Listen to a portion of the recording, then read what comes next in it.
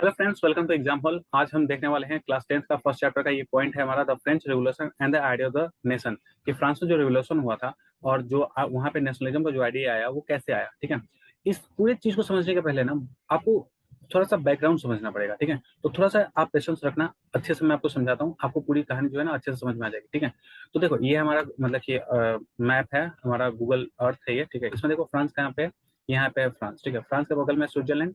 मैं आपको चार चीजें दिखा रहा हूँ, ठीक है, ध्यान से देखना। यहाँ पे फ्रांस, यहाँ पे स्विट्जरलैंड। ठीक है, अब थोड़ा सा इसको जूम करते हैं तो आपको एक और चीज यहाँ पे दिखेगी।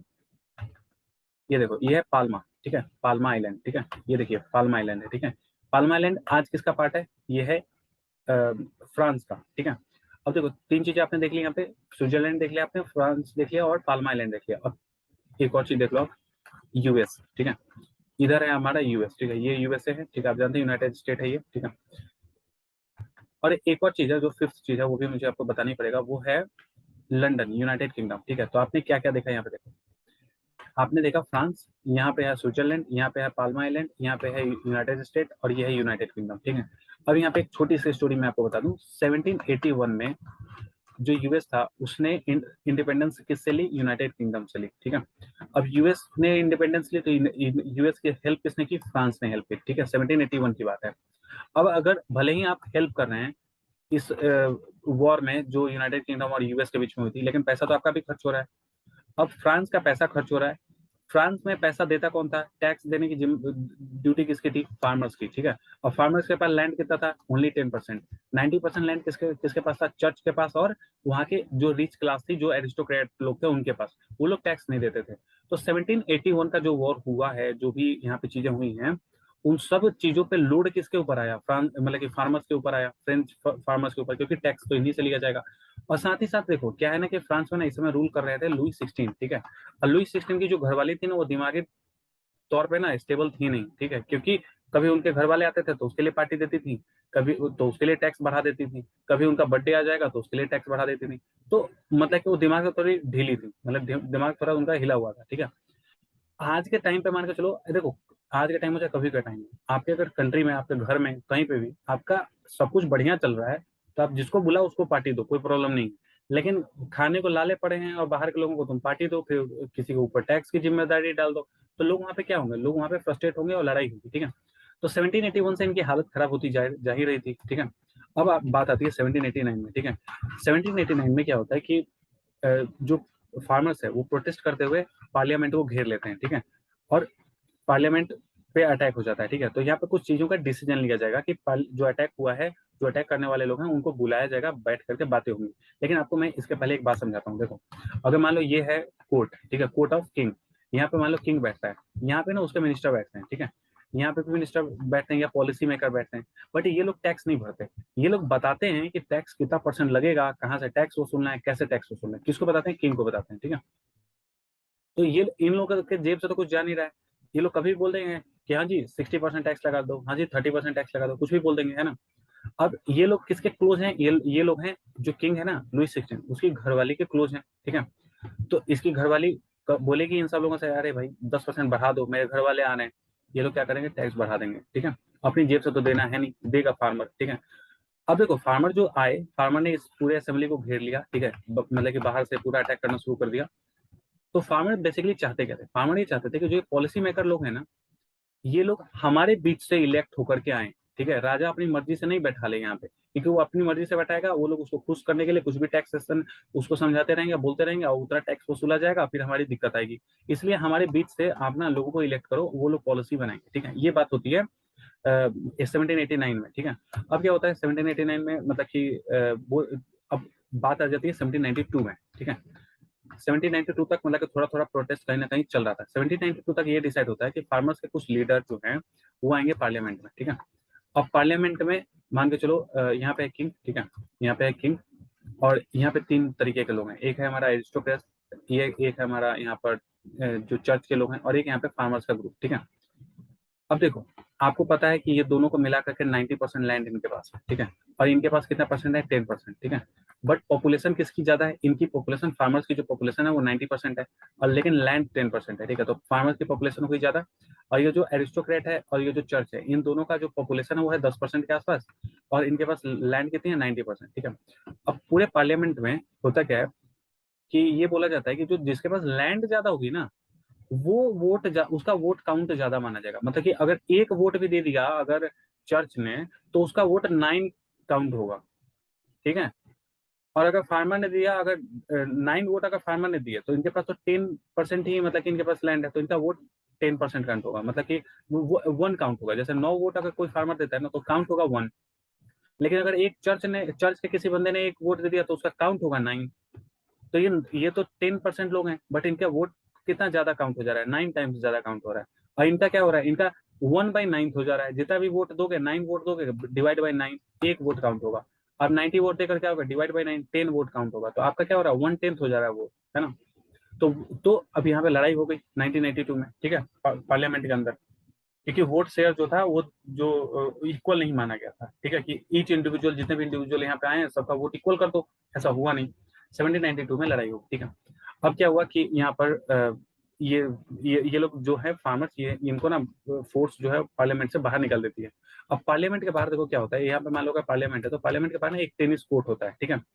टेनिस कोर्ट में खड़े होकर के ये सारे लोग ना, मतलब कि एक ओथ लेते हैं कि हम ना जब तक लुईस 16 को खत्म नहीं कर देते तब तक हम प्रोटेस्ट करते रहेंगे और हम हार नहीं मानेंगे, ठीक है। अब बात आती है 1796 की, ठीक है। 1796 में आपको पता होगा लुईस 16 को क्या किया गया था, बुलेटिन कर दिया गया था, मतलब कि मार दिया गया था, दोनों घर वाली को भी इसको भी, ठीक है। अब क्या होता है, यहाँ पर पार्लियामेंट बैठती है, ठीक है। पार्लियामेंट में मतलब कि तीनों तरीके के लोग होते हैं, ठीक है, एरिस्टोक्रेट, यहाँ पे चर्च, और यहाँ पे फार्मर्स के लोग, ठीक है। इन लोगों में फिर से लड़ाई हो जाती है वोटिंग को लेकर के, ठीक है। अब इस पूरे पार्लियामेंट को कंट्रोल कर रहा होता है, मतलब कि कंट्रोल तो चलो, मतलब वहाँ पे एक चेयरमैन होता है जो कंट्रोल कर रहा होता है, ठीक है, लेकिन यहाँ पे आर्मी भी तो होगी ना सिक्योरिटी के लिए। इस सिक्योरिटी के का जो इंचार्ज होता है वो होता है नेपोलियन, ठीक है। अब आपको मैं बताता हूँ नेपोलियन की स्टोरी, ठीक है, अब फिर कनेक्ट करेंगे हम यहाँ पे इस स्टोरी को, ठीक है। अब देखो, सबसे पहले आप नेपोलियन को समझो। यहाँ पे था, यहाँ पे आपको मैंने बताया था स्विट्जरलैंड था, है ना। यहाँ पे देखो, ये है स्विट्जरलैंड, ठीक है। और यहाँ पे मैंने ये देखो, ये है स्विट्जरलैंड, ठीक है। और स्विट्जरलैंड के नीचे ये जो जगह मैंने आपको यहाँ पे दिखाया था, ये है पाल्मा, ठीक है। पाल्मा ना पहले स्विट्जरलैंड का पार्ट होता था, ठीक है। ये पाल्मा स्विट्जरलैंड का पार्ट था। स्विट्जरलैंड ने क्या किया, ये पार्ट जो है फ्रांस को बेच दिया, ठीक है। और नेपोलियन जो था ना, यही पाल्मा का रहने वाला था। अब क्या हुआ कि ये पार्ट तो था स्विट्जरलैंड का, तो जब इस पार्ट को स्विट्जरलैंड ने फ्रांस को भेजा, तो यहाँ के लोगों ने प्रोटेस्ट स्टार्ट कर दिया अगेंस्ट फ्रांस, कि हम आपके साथ नहीं रहना चाहते। क्यों नहीं रहना चाहते, क्योंकि आपके यहाँ पे लुईस 16 जो है ना, वो अच्छा रूलर नहीं। तो जो फ्रांस की जो अथॉरिटी होती है, फ्रांस की अथॉरिटी ये कहती है कि देखो, अगर आप हमारे यहाँ आते हो ना, तो हम आपको ना एक प्रिविलेज देंगे। क्या प्रिविलेज देंगे, कि फ्रांस में ना एक स्कूल है, उस स्कूल में ना मोनार्की और एरिस्टोक्रेसी के ही बच्चे पढ़ते हैं। आप सभी लोगों को ना हम इस स्कूल में एडमिशन देंगे। तो अब देखो, नेपोलियन कहाँ पे पढ़ाई कर रहा है, नेपोलियन पढ़ाई कर रहा है ऐसी जगह पे जहाँ पे राजा महाराजा के लोग पढ़ते हैं, जहाँ पे आर्मी के लोग पढ़ते हैं, ठीक है। ऐसी जगह पे पढ़ाई कर रहा है। तो ये पाल्मा का सिग्निफिकेंस आप समझ गए, ठीक है। अब आ जाते हैं वापस हम 1796 की जो हम स्टोरी बात कर रहे थे, ठीक है। तो 1796 में हमारा क्या, हम क्या डिस्कस कर रहे थे कि यहाँ पर मान के चलिए एक पार्लियामेंट है, पार्लियामेंट का चेयरमैन यहाँ बैठा हुआ है, यहाँ पे एरिस्टोक्रेसी के लोग हैं, यहाँ पे चर्च के लोग हैं, यहाँ पे मतलब कि फार्मर्स के लोग हैं, और यहाँ पे 2 आर्मी ऑफिसर मान लो खड़े हैं, ठीक है। अब इन लोगों यहाँ पे बहस स्टार्ट होती है, बट यहाँ पे लड़ाई हो जाती है। लड़ाई में क्या होता है कि एक दूसरे को मारना पीटना भी स्टार्ट हो जाता है। तो जो यहाँ पे ऑफिसर होता है वो होता है नेपोलियन, ठीक है। नेपोलियन इन सभी लोगों को मार करके बाहर निकालता है, ठीक है। और यहाँ पे पूरी शांति जो है वो स्टैब्लिश करता है, ठीक है, पीस यहाँ पे स्टैब्लिश करता है। अब देखो, फ्रांस, नेपोलियन है कहाँ का, नेपोलियन है पाल्मा का। पाल्मा में ज्यादातर मतलब कि फार्मर्स थे। तो इसको आइडिया होता है कि मतलब कि फार्मर्स की जो नीड है ना, फार्मर्स की जो डिमांड है ना, वो बिल्कुल लीगल डिमांड है कि वोट जो है ना वो इक्वल होना चाहिए, ठीक है। तो ये ना फार्मर्स का को वापस बुलाता है बात करने के लिए, समझाने के लिए, ठीक है। अब बात आ जाती है 1797 में, ठीक है। सेवन बात तो यही है ना कि वोट इक्वल होना चाहिए, ठीक है। वोटिंग की मेन लड़ाई हो रही होती है कि हम जो वोट दें वो हमारा इक्वल काउंट हो, ठीक है। क्योंकि अगर आप दूसरे बंदे का वोट अगर 9 टाइम्स काउंट करोगे, तो वो तो जीत ही जाएगा। वो तो टैक्स ज्यादा ही लगाने के लिए बोलेगा। हम कम करने के लिए बोलेंगे, वो ज्यादा के लिए बोलेगा, वो जीत जाएगा, भले हम लोग ज्यादा है काउंटिंग में। तो वोट मेन बात होती है वोटिंग के लिए, ठीक है। तो 1797 में क्या होता है, 1797 से लेकर के 1802 की स्टोरी में समझा रहा हूँ आपको, ठीक है। यहाँ तक देखो होता क्या है कि सबसे पहले ना मतलब कि ये डिसाइड किया जाता है कि जो फ्रांस के लोग हैं, ठीक है, उसमें जितने लोगों के पास प्रॉपर्टी है वही लोग वोट देंगे। तो देखो प्रॉब्लम ये है कि कुछ तो टीचर हैं, कुछ बिजनेसमैन हैं, कुछ मान के चलो ऐसे लोग हैं जो फ्रेंच बोलते हैं, फ्रांस में रहते हैं, बट उनके पास लैंड नहीं है, ठीक है। तो इसका मतलब आप उनको बाहर कर रहे हो, तो फिर से बवाल हो गया। दूसरी बात क्या होगी कि फिर हुआ चलो ठीक है, सभी लोग जिनके पास लैंड है वो सारे लोग वोट देंगे। तो अब देखो क्या है कि आसपास की कंट्री के लोग जो हैं वो भी तो इधर आते जाते रहते हैं। अब क्या प्रॉब्लम है कि यहाँ के भी लोग भी अगर वोट देने लगेंगे तो एक्चुअल जो फ्रेंच लोग हैं उनका वोट नहीं, उनका भी तो उनका उनके वोट के साथ ऐसे लोगों का भी वोट जो है ना मिक्स हो जाएगा। लेकिन चलो इतना एडजस्टेबल है, कोई बात नहीं है, इतना मान लिया गया, ठीक है। अब देखो वोटिंग के लिए एज क्या डिसाइड की गई, 21, ठीक है, लेकिन ओनली फॉर मेन। मेन को केवल अलाउ किया गया वोट देने के लिए, क्योंकि उस समय की जो सोसाइटी थी ना वो ये मानती थी कि जो वुमेन है वो अपने हस्बैंड के साथ अपना ओपिनियन शेयर कर सकती हैं, या फिर अपने सन के साथ अपना जो है ओपिनियन शेयर कर सकती है अगर उनका कोई बेटा है, ठीक है। या अगर कोई छोटी बच्ची है वो अपने फादर को अपना ओपिनियन बता सकती है। तो वुमेन को एक इंडिविजुअल उस समय की सोसाइटी नहीं मानती थी, ठीक है। इसीलिए क्या हुआ कि मेन को केवल ये राइट दिया गया और वुमेन को ये राइट नहीं दिया गया, और ये राइट के लिए जो वुमेन है वो आगे बहुत प्रोटेस्ट करेंगी और बहुत बाद में इनको ये राइट मिलेगा, ठीक है। तो अभी आप ये समझ गए कि 1802 तक ये डिसाइड हो गया कि जो फार्मर है वो लोग मतलब कि वोट दे पाएंगे, बट वही लोग वोट देंगे जिनके पास जिनकी एज 21 के ऊपर हो, ठीक है। और जिनके पास लैंड है और नहीं भी है तो भी कोई बात नहीं, आप 21 के ऊपर है आप वोट दे देंगे। तो 1802 में ये डिसाइड होता है। अब देखो वोट दे करके जिताना किसको है, जिताना देखो क्या है, यहाँ पे चेयरमैन बैठ रहा है, यहाँ पे मिनिस्टर बैठ रहे हैं या फिर पॉलिसी मेकर बैठ रहे हैं, इनको चुन करके भेजना है, इसे चुनकर नहीं भेजना है, ठीक है। अब देखो जब 1792 का जो वॉर हुआ था, 1792 में जिस समय पार्लियामेंट में बैठ करके लड़ाई झगड़ा हुआ था, उस टाइम पे तो इन्होंने डिसाइड किया था कि सब लोग मिल करके ना हम मोनार्की को खत्म करेंगे और डेमोक्रेसी लेकर के आएंगे, जैसे कि अमेरिका में आया, ठीक है। 1781 में अमेरिका में इन्होंने देखा कि वहां पे डेमोक्रेसी कैसे काम कर रही है। बट यहाँ पर क्या हो रहा है कि 1802 में नेपोलियन ये खुद ये चेयर ले रहा है, ठीक है। बट ये लोग प्रोटेस्ट नहीं कर रहे नेपोलियन के अगेंस्ट, क्यों नहीं कर रहे हैं, लेकिन नेपोलियन ने कम से कम इनको इतनी लिबर्टी तो दे दी ना कि यहाँ के लोगों को इलेक्ट कर लो और वोटिंग का एज जो है 21 होगा, इतनी तो लिबर्टी इसने दे दी। और साथ ही साथ और भी इसने बहुत सारे डेवलपमेंट के काम किए जो लोगों को बहुत पसंद आया, ठीक है। क्योंकि अब देखो नेपोलियन डायरेक्टली या इनडायरेक्टली 1796 से ही चेयर पे है, जब से मतलब कि जो लुइस 16 साहब है उनको उनका कत्लेआम हुआ उनकी घरवाली के साथ, तो तब से ही ये रूल में। तो 1796 से लेकर के 1802 में जो 6 साल का टाइम है इस पर कुछ ना कुछ उसने काम किए थे। इसके कारण क्या होता है कि जो जब वोटिंग होती है तो वोटिंग में इन लोगों की वोटिंग होती है, बट इससे नेपोलियन को जो है ना लोग डायरेक्टली मतलब कि ये मान लेते हैं कि हाँ ये रूल करेगा, हमें इसको इलेक्ट मतलब इसे हमें हटाना नहीं है, ये इसके साथ हम खुश हैं, ठीक है। अब आते हैं हम बुक पे, ठीक है। अब आइए आप बुक पे देखो यहाँ पे क्या बताया जा रहा है हमें कि the first clear expression of nationalism came with the French revolution in 1789, ठीक है। तो 1789 में नेशनलिज्म का जो है एक्सप्रेशन देखने को मिलता है लोगों का, ठीक है।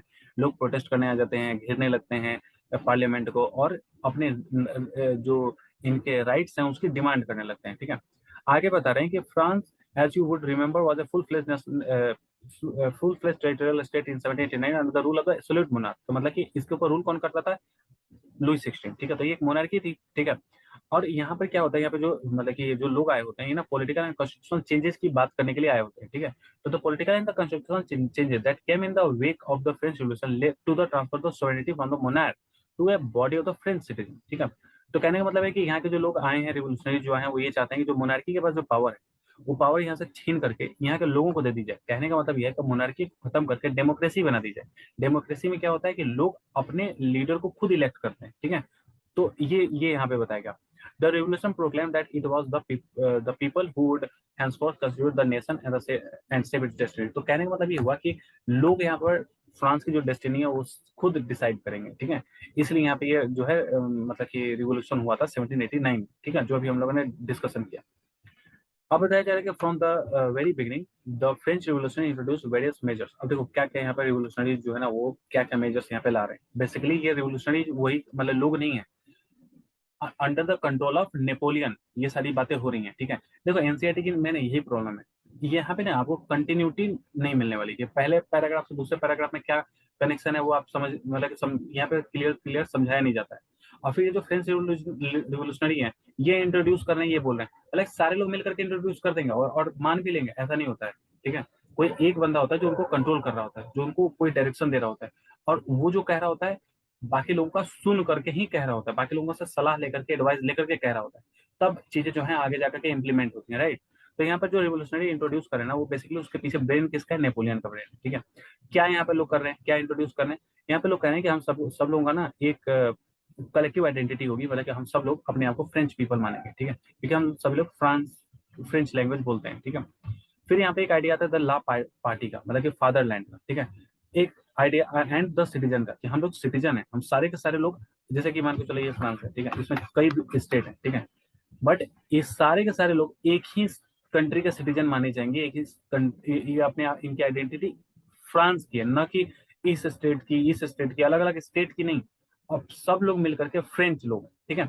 अब देखो अलग अलग स्टेट की अगर आइडेंटिटी ये लोग काउंट करने लगेंगे ना, तो डिस्क्रिमिनेशन होगा। ठीक है, इसीलिए अपने आप को ये लोग एक ही कंट्री का मानते हैं। ठीक है, अब यहाँ पे फादरलैंड, देखो इंडिया हमारा क्या, इंडिया इज अवर मदरलैंड, है ना, लेकिन यहाँ के लोग अपने लैंड को फादरलैंड बोलते हैं। इसके पीछे एक स्टोरी है, लेकिन मैं ना उसको समझाऊंगा ना तो ऑलरेडी वीडियो बहुत लंबी हो गई है। आपको अगर इंटरेस्ट है जानने में कि वहाँ के लोग फादरलैंड क्यों कहते हैं, तो आप कमेंट करना, मैं आपको नेक्स्ट वीडियो में ना ये इंटरेस्टिंग फैक्ट आपको बताऊंगा, आपको जान करके बहुत अच्छा लगेगा। ठीक है, तो यहाँ पे क्या होता है कि फादरलैंड एंड जो सिटीजन का जो कॉन्सेप्ट है वो मतलब कि एम्फसाइज किया जाता है। ठीक है, फिर यहाँ के लोगों को ना इक्वल राइट्स दिए जाते हैं। ठीक है, जो कॉन्स्टिट्यूशनल राइट्स हैं, क्या क्या राइट्स हैं, जैसे कि आप पूरे कंट्री में कहीं भी घूम सकते हैं, आप पूरे कंट्री में हमारी बाउंड्री के अंदर कहीं पे भी कोई बिजनेस एस्टेब्लिश कर सकते हैं, सभी लोगों के लिए सेम रूल होंगे, सभी लोगों के लिए सेम करेंसी होगी, ये सारी चीजें जो है ना इक्वल राइट्स में आती हैं। ठीक है, तो ये सब कुछ दिया जाता है मतलब कि वहाँ के लोगों को। ठीक है, under the control of Napoleon. ठीक है, अब आगे आता है कि अ न्यू फ्रेंच फ्लैग, एक नया फ्लैग बनाया जाता है ट्राई कलर का। ठीक है, और रिप्लेस कौन सा फ्लैग कर दिया जाता है, जो मोनार्की का फ्लैग था, रॉयल फ्लैग, उसको हटा दिया जाता है। अब ये जो फ्लैग है उस फ्लैग को भी सोच समझ करके बनाया जाता है, जिससे कि सारे लोग अपने आप को उस फ्लैग से कनेक्ट कर पाए। जैसे आज हमारा नेशनल फ्लैग है, ठीक है, हमारा जो ट्राई कलर है, उस फ्लैग को देख करके हम अपने आप को उससे कनेक्ट कर पाते हैं। उसके आपको पता ही होगा कि उसके उसमें जो सैफरन कलर है उसका सिग्निफिकेंस क्या है, व्हाइट का सिग्निफिकेंस क्या है, ग्रीन का सिग्निफिकेंस क्या है, उसका अंदर जो अशोक चक्र है उसका सिग्निफिकेंस क्या है, तो हम अपने फ्लैग से अपने आप को कनेक्ट कर पाते हैं। तो यहाँ पे क्या होता है, ट्राई कलर यूज किया जाता है, रॉयल फ्लैग को हटा दिया जाता है। फिर यहाँ पे स्टेट जनरल का ना इलेक्शन होता है। ठीक है, जैसा कि मैंने आपको बताया था कि जो ये पूरा पूरा जो पार्लियामेंट था, यहाँ पे चेयरमैन बैठ रहे हैं, यहाँ पे पॉलिसी मेकर बैठ रहे हैं। ठीक है, तो इन्हें हम स्टेट जनरल बोलते हैं। ठीक है, तो जो स्टेट जनरल है ना उनका इलेक्शन हो रहा है। ठीक है, यहाँ पे इलेक्शन कराया जाता है। अब ये भी डिसीजन कौन लेता है, ये भी डिसीजन नेपोलियन ही लेगा ना, नेपोलियन ही ये सब करवा रहा है। ठीक है, तो the state general was elected by the body of the active citizen and rename the national assembly. Knew him were compose oath taken and martyrs commissioner. तो कहने का मतलब है कि जो भी लोग मान के चलो यहाँ पर फार्मर्स के हेल्प के लिए जिनकी भी डेथ हुई थी, उन सभी लोगों को यहाँ पर याद किया जाता है। यहाँ पर जो है मतलब कि सारे लोग जो है ना वो मतलब कि मिल करके जिसको भी इलेक्ट करते हैं उन, उन, उन, वो लोग ओथ लेते हैं, और जो फ्रीडम फाइटर टाइप के जो लोग थे उन लोगों को याद किया जाता है। सिंपल सी बात है। ठीक है, all in the name of the nation. ठीक है, और सब लोग ये अपने नेशन के नाम पे कर रहे हैं, सारे लोग अपने आप को अब एक ही कंट्री का मान रहे हैं। ठीक है, देखो सिटीजन मतलब कि किसी भी सिटीजन के में ना अगर नेशनलिज्म की फीलिंग आती है ना, तो अपने किसी भी नीड के ऊपर ना अपनी कंट्री को वैल्यू देता है। ठीक है, तो इसीलिए लोग ना अपने नेशन के नाम पर ये ओथ लेते हैं। ठीक है, अब आके बोला कि centralise administrative system was put in the place and formulated uniform law. अब देखो नेपोलियन ना सभी लोगों के लिए यूनिफॉर्म लॉ बनाता है कि अगर कोई चर्च है, अगर वहाँ के लोग अगर कुछ गलत काम करते हैं, या फिर फार्मर कोई गलत काम करते हैं, या एरिस्टोक्रेसी वाले लोग गलत काम करते हैं, लॉ बिल्कुल सेम होगा, सबको सेम सजा होगी। इससे कोई फर्क नहीं पड़ता आप कितने रिच हैं, किस खानदान से आते हैं, और कोई फर्क नहीं पड़ता। ठीक है, for all citizen within its territory. ठीक है, internal custom duties and dues were abolish. अब देखो इंटरनल कस्टम ड्यूटीज को क्या क्या क्या एबॉलिश कर दिया गया। कहने का मतलब है कि अगर मान लो ये एक कंट्री है, इस कंट्री में ये मतलब कि 4 स्टेट है, अगर कोई आदमी बिजनेसमैन यहाँ से अगर अपने ही कंट्री के दूसरे स्टेट में जाता था तो टैक्स देना पड़ता था। यहीं से अगर यहाँ आ जाएगा तो यहाँ पे टैक्स देना पड़ेगा बाउंड्री पे। ये सब खत्म कर दिया गया। अब पूरे कंट्री में कोई भी मतलब कि आदमी है, कोई भी बिजनेसमैन है, वो कहीं भी आ जा सकता है। कंट्री के अंदर में कोई भी कस्टम ड्यूटी नहीं लगने वाली, ठीक है। And dues were abolish, uniform system of weight and measures were was adopted. और देखो पहले प्रॉब्लम क्या थी कि अलग अलग जो, जैसे कि मान लो यहाँ पे मैं बताऊं आपको कि यहाँ पे वेट मेजर्स अलग अलग यूज होते थे। यहाँ पे मान लो पॉन्ड में यूज हो रहा है, यहाँ पे केजी में यूज हो रहा होगा, ठीक है। यहाँ पे कुछ और चीजों में यूज हो रहा होगा, यहाँ पे अलग यूज हो रहा होगा। तो क्या है ना कि मेजरमेंट मतलब कि अलग अलग जब हो जाती है ना, तो हम कोई भी चीज सामान अगर मान के चलो लेकर के जाना है, हमें बार बार उस वेट मेजर को याद करना पड़ता है। बार बार हमें वहाँ की करेंसी चेंज करनी पड़ती है, ठीक है। कहीं पे हम जाएंगे तो डॉलर चल रहा है, कहीं पे जाओगे तो यूरो चल रहा है, कहीं पर रूबल चल रहा है, कहीं पर रुपया चल रहा है, कहीं दिरहम चल रहा है। तो इससे क्या होगा कि हमें बार बार अगर हम चेंज ही कराते रहेंगे तो हमारा बिजनेस उतने समय के लिए ना स्टॉप हो जाएगा, ठीक है। तो यहाँ पे क्या होता है कि इन सब चीजों को मतलब कि जो वेट मेजर्स हैं उन सब चीजों को ना यूनिफॉर्म कर दिया जाता है पूरे कंट्री में, सेम वेट मेजर। मतलब कि कहीं कहीं पे क्या है, पहले की 1000 gram is equal to half K G, कहीं पे 1000 ग्राम इक्वल टू 2 kg, कहीं पे 1000 ग्राम इक्वल टू 1 kg। तो ये मेजरमेंट कोई लॉजिकल मेजरमेंट नहीं बना ना। तो क्या हुआ कि यहाँ पे सारी जगहों पे सेम वेट मेजर कर दिया गया कि पूरे कंट्री में 1000 ग्राम का मतलब 1 किलो वो माना जाएगा, ठीक है। ये हो गया। फिर रीजनल डायलेक्ट जो है ना उसको फ्रेंच बना दिया गया, ठीक है, कि आप सभी लोग मतलब सभी लोगों को फ्रेंच जो है ना प्रेफर करना है, ठीक है। और जो भी मतलब कि फ्रांस की जो रिटेन जो भी रिटेन रिटेन चीजें मिलती थी, जैसे कोई फॉर्म भरना है कुछ, तो उसको फ्रेंच लैंग्वेज में ही दिया जाने लगा। और यही कॉमन लैंग्वेज बन गया वहाँ के लोगों का, ठीक है। तो हमने यहाँ पे देखा कि जो फ्रांस में जो नेशनलिज्म डेवलप हो रहा है उसमें बेसिकली हो क्या रहा है। तो हो ये रहा है कि यहाँ पर सारे लोग मिल करके अपना एक ट्राई कलर बनाते हैं, वो पूरे कंट्री का ट्राई कलर बन जाता है। स्टेट जनरल का इलेक्शन होता है, वो जो भी लोग वहाँ पे इलेक्ट होते हैं वो लोग कंट्री के नेशन के नाम पे ओथ लेते हैं, मार्टायर को याद किया जाता है, ये सारी चीजें होती हैं। फिर यूनिफॉर्म लॉ बनाए जाते हैं, यूनिफॉर्म मेजर्स एडॉप्ट किए जाते हैं, जो रीजनल डायलेक्ट है वो कॉमन कर दिया जाता है, फ्रेंड्स को प्रेफर करने के लिए कहा जाता है। तो this is the identity of A nationalist country, है ना। कि आप अगर नेशनलिस्ट हैं तो आप अपने कंट्री के सभी लोगों को यूनाइट करने का काम करेंगे, ठीक है। अलग अलग लैंग्वेज में डिवाइड नहीं होंगे, अलग अलग फ्लैग लेकर के नहीं घूमते रहेंगे, सब लोग एक फ्लैग यूज करेंगे, ठीक है। तो ये होता है यहाँ पे। आगे यहाँ पे बताया जा रहा है कि the revolutionaries for the declare that it was the mission and the destiny of the French. तो कहने का मतलब है कि ये लोग ये मानते हैं कि जो रिवोल्यूशनरी है वो ये मानते हैं कि ये ना फ्रांस की डेस्टिनी है, ठीक है, कि हम डेस्पोटिज्म को खत्म करें और सभी लोगों को, जो यहाँ के लोग मतलब जो पीपल ऑफ फ्रांस हैं, उन्हें लिबरेट करें, ठीक है। कि जो डेस्पोटिज्म कौन शो कर रहा था, जो मोनार्की थी वो शो कर रही थी अपनी मर्जी से कुछ भी टैक्स वैक्स लगा करके किसी भी तरीके से लोगों को परेशान करके, उस चीज को खत्म किया जाए। और यहाँ के लोगों को के पास उनके राइट्स मिले, ठीक है। यहाँ पे लोग लिबरेट हों, उनके उनके पास अब उनके फंडामेंटल राइट्स हैं और जो भी कॉन्स्टिट्यूशनल राइट्स हैं वो सब मिले, ठीक है। तो ये यहाँ के लोगों का मतलब कि अपना ये लोग जो है अपना डेस्टिनी बताते हैं, ठीक है। नेक्स्ट है कि when the news of the event in France reach the different cities. अब देखो यहाँ पे क्या होता है कि जो फ्रांस में हुआ था कि वहाँ के लोगों ने पूरी मोनार्की खत्म कर दी और एक टाइप से डेमोक्रेसी लेकर के आ गए। तो डेमोक्रेसी के बारे में लोग सुन रहे हैं, समझ रहे हैं, ठीक है, कि डेमोक्रेसी में जो फार्मर हैं वो डिसाइड करते हैं उनको टैक्स कितना देना है, कोई उनको रोकता टोकता नहीं है। तो ये बात तो बाकी के जो आसपास के जो कंट्रीज हैं, जो स्टेट हैं, उनके लोगों को अच्छी लगेगी कि बात तो सही है यार, हमारे साथ भी ऐसा होना चाहिए कि हमारी कंट्री का जो किंग है वो हमसे पूछे पहले कि हमें कितना टैक्स देना है, नहीं देना है ना। अच्छा, ये बातें वहां तक जाती कैसे थी, फ्रांस की जो बातें थी कि यहाँ पे ये चीजें हो रही हैं, वो सब जाती कैसे थी उस टाइम में ना। पढ़ाई लिखाई भी तो लोग करते ही होंगे ना, जैसे आपने सुना होगा जॉन ल्यूक रूसो, ये वॉल्स्टेयर, ये सब जो उस टाइम के जो फिलोसफर थे ना, इनके थ्रू, इनके राइटिंग के थ्रू ये सब बातें जो है यूरोप में अलग कंट्रीज में पहुंचती थी। तो वहाँ के लोग इससे क्या होंगे, इन्फ्लुएंस होंगे। तो वहाँ पे भी अलग अलग कंट्री में जहाँ पे मैसेजेस जा रहे हैं, वहाँ के लोग भी प्रोटेस्ट करना शुरू करते हैं, ठीक है। अब यहाँ पे देखो क्या होता है। When the news of the event in the France reached the different cities of Europe, students and other members of educated middle classes began setting up Jacobin clubs. Jacobin clubs आपको मैंने बताया था, Jacobin clubs मतलब कि एक type से ना खुफिया काम करने वाले लोगों का है, ठीक है, जो मतलब कि सीक्रेट सर्विस करने वाले जो लोग होते हैं उनका है, ठीक है। आप मान के चलो कोई भी कंट्री है, यहाँ पे मोनार्की है ना, और आप यहाँ, आपका गांव मान लो यहाँ है, शहर यहाँ है, कोई कुछ भी है, यहाँ पे ना अगर लोग सोचेंगे कि मैं इकट्ठा कर लूं बहुत सारे लोगों को, अब पार्लियामेंट में चलो अटैक कर देते हैं, ठीक है। तो यहाँ इसकी जो मिलिट्री है ना वो चटनी बना देगी ऐसे लोगों का, है ना। तो ये ना बड़े खुफिया तरीके से होता था, छुपा छुपा के, ठीक है। तो ये जैकोबिन क्लब्स बना लेते थे और कहीं कहीं पे मिलते थे 2 4 10 दिनों पे, एक दो लोग मिल गए, एक उसको अपनी बातें बता दी, एजेंडा बता दिया, पूरा प्रोसेस बता दिया। तो इस तरीके से चोरी छुपे बातें होती थी, और इसी चोरी छुपे बातों के थ्रू ही सभी लोगों को ये पता चल जाता था कि हमें किस डे को किस ऑफिस को लूटना है। सारे लोग उस दिन एक साथ पहुंच जाएंगे और लूट लेंगे। तो देखो बेसिकली इनका मैकेनिज्म कैसे काम करता था, एक बंदा यहाँ पे, ठीक है, ये अगले एक बंदे से मिलेगा, ठीक है, ये बंदा अगले दो बंदों से मिलेगा, ठीक है, फिर ये अगले दो बंदों से मिलेगा। अब होगा क्या, मान के चलो इन केस ये आदमी गिरफ्तार हो गया, ये आदमी गिरफ्तार हो गया, इस बंदे को केवल इसके बारे में पता है, इसके बारे में पता है, इसके बारे में पता है, आगे ऊपर कौन था, इधर कौन था, इसके आगे कौन था, इसके आगे कौन था, चाहे ये लोग आके किसको जानते थे, इसको कुछ नहीं पता, है ना।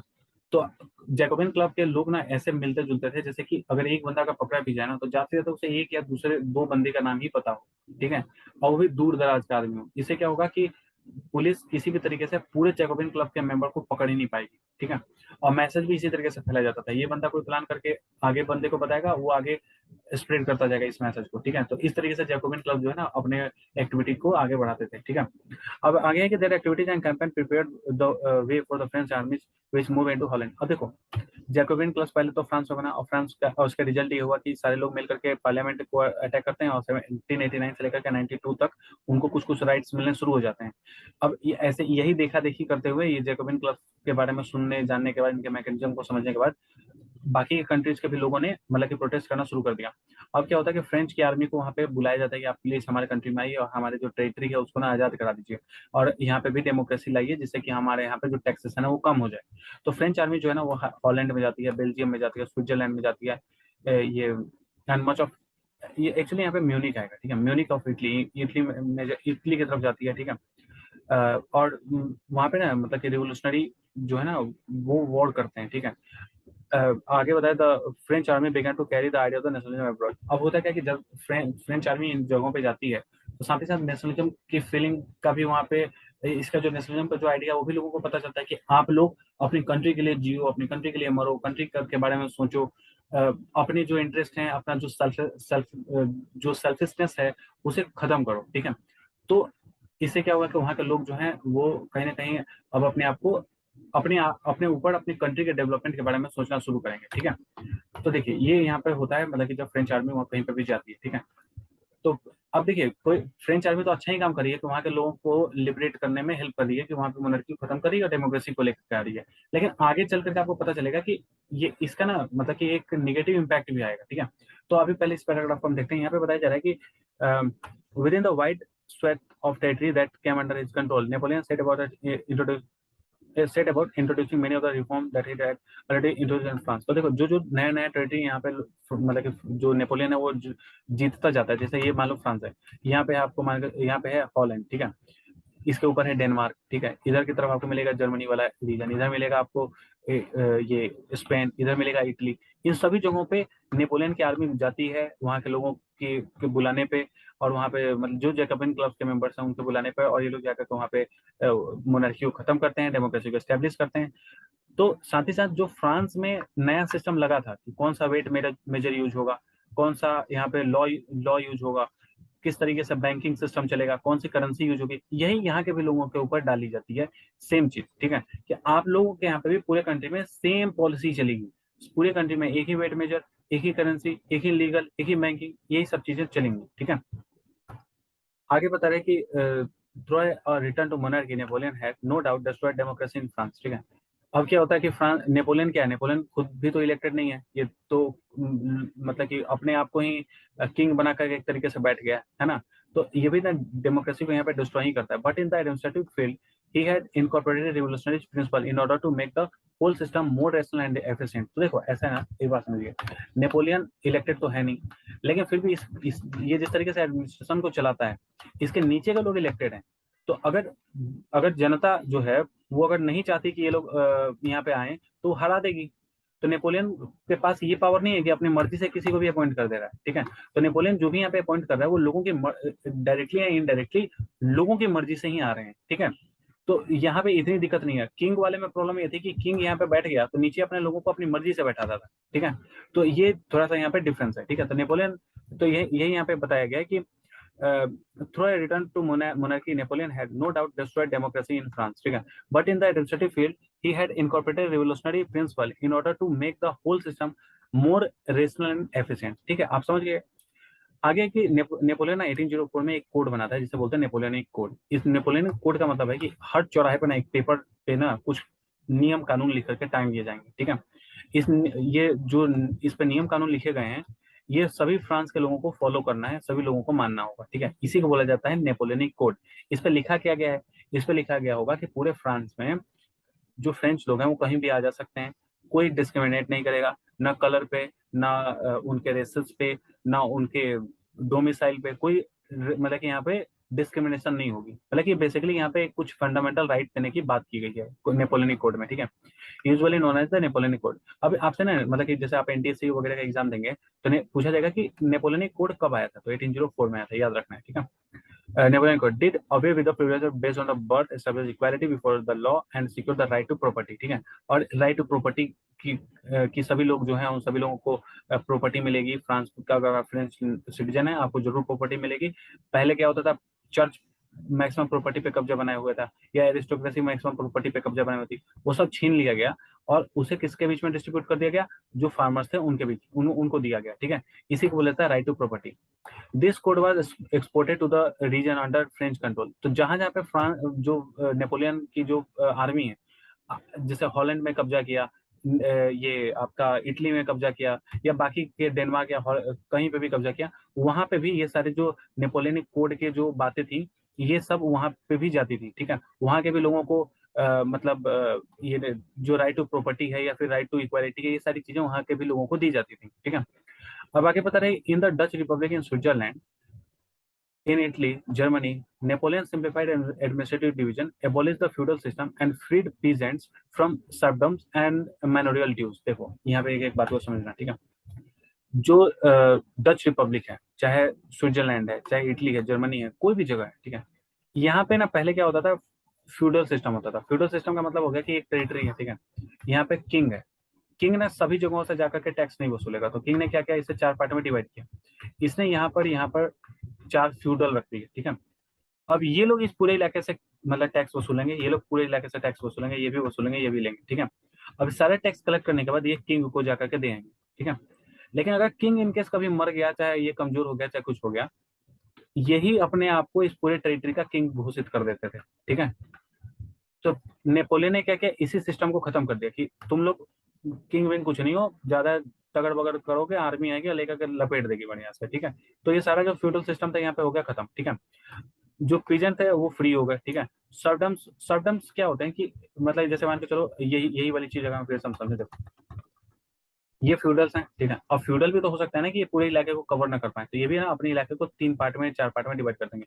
यहाँ पे यहाँ पे यहाँ पे एक एक सरडम रख देंगे। सरडम का मतलब एक ऐसा आदमी जो थोड़ा सा स्ट्रॉन्ग है सोसाइटी में, थोड़ा सा दबंग टाइप है, वो बहुत बड़ी आर्मी नहीं रख सकता, बट थोड़े कुछ मतलब बाउंसर टाइप के लोगों को रखता है और लोगों से जबरदस्ती टैक्स वसूल लेता है, बस। तो इस सर्फडम वगैरह सबको खत्म कर दिया गया, ठीक है।